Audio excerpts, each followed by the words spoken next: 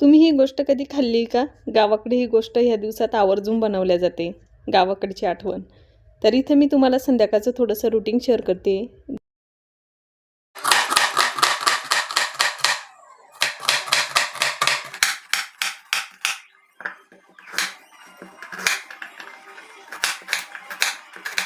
संध्याकाळच्या जेवणामध्ये ना इथं पुलाव बनवायचा होता. तर तीच रेसिपी मी तुमच्यासोबत शॉर्टकटमध्ये शेअर करते. तर इथं मी तांदूळ आहे ना भिजत ठेवलेले आहे. तर इथं मी थोडंसं तेल टाकलं आणि तूपसुद्धा ॲड केलं. त्याच्यामध्ये जे खडे मसाले असतात ते ॲड केले. त्याच्यामध्ये एक कांदा कट करून टाकलेला आहे मोठ्या साईजचा. त्याच्यानंतर टमाटर. तर याच्यामध्ये मी गाजरसुद्धा ॲड केलेले आहे. याच्यामध्ये जर वाटाणा असला ना तर तो पण टाकला तर एकदम भारी पुलाव बनवला जातो. पण नसल्यामुळे मी टाकला नाही. त्याच्यानंतर आलूसुद्धा कट केलेला होता, तोसुद्धा टाकून दिलेला आहे. लांब लांब जर आलू टाकला ना तर खूप छान लागते. हे सगळं व्यवस्थित मिक्स करून घेतलेलं आहे. त्याच्यानंतर त्याच्यामध्ये थोडंसं मी मीठ ॲड केलेलं आहे, म्हणजे ते थोडेसे मिठामध्ये व्यवस्थित होणार. त्याच्यानंतर त्याच्यामध्ये बेसिक मसाले टाकायचे. जास्त मसाले मी काही पुलावमध्ये टाकत नसते. थोडीशी हळद टाकली, धनिया पावडर टाकले.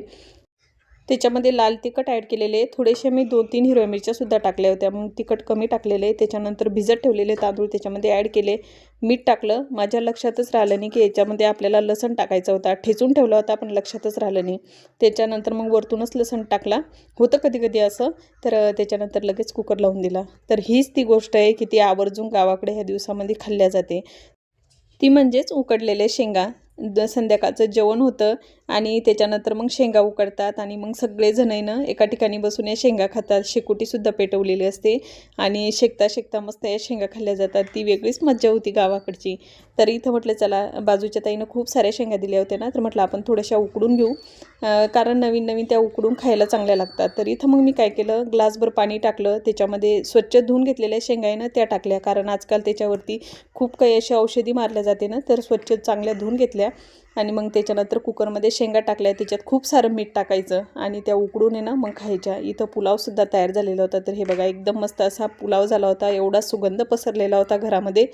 तर चला, शेंगासुद्धा उकडून झाल्या होत्या. तर इथं मग मी चाळणीमध्ये काढून घेतल्या. तर चला, आता आम्ही पण शेंगा खातो. पहिले आम्ही पुलाव खाऊन घेऊन त्याच्यानंतर मग आरामात बसून टी व्ही पाहता पाहता शेंगा खाऊ. तर चला, हीच ती गोष्ट होती मला तुमच्यासोबत शेअर करायची होती. तर भेटूया पुढच्या व्हिडिओमध्ये. तोपर्यंत सगळ्यांना बाय.